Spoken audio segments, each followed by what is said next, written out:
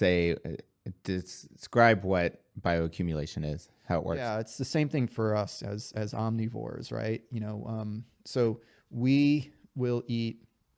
Let's say we eat a cow. We eat some beef, right? Well, the cow, dairy or beef, cattle eat grass, right? And the grass obviously pulls carbon dioxide from the atmosphere and sunlight, photosynthesis, and becomes grass, right? And now for fish, an albacore is the top of the food chain in the ocean, and so it's eating a smaller fish. That fish ate a smaller fish. That smaller fish probably ate some sort of mollusk. That mollusk ate some, I don't know, algae. That algae, whatever algae eat.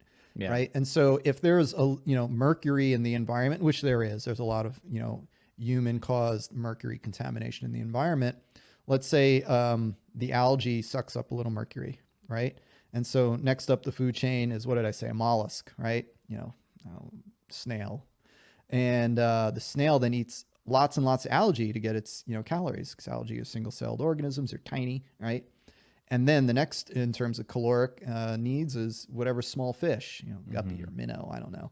And it eats the snail, right? But it needs to eat thousands of snails in its lifetime.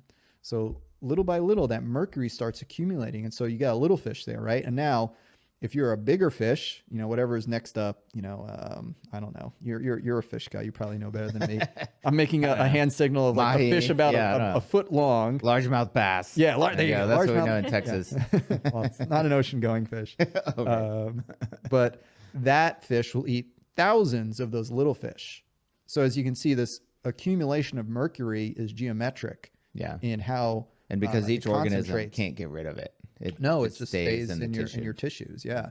And by the time you get to, the bigger tuna, especially the longer the tuna live and the more they've eaten, these tuna are huge. I mean, they're 10, 12 feet, long. I mean, there's hundreds of pounds of, concentrated fish protein and fat in there. I mean, so that's one of the things. And it's what I was saying earlier, it's separate than some of the sustainability, and because it's also about the fisheries and the way they're managed, as opposed to just the species and the bioaccumulation of toxins. So there's different issues.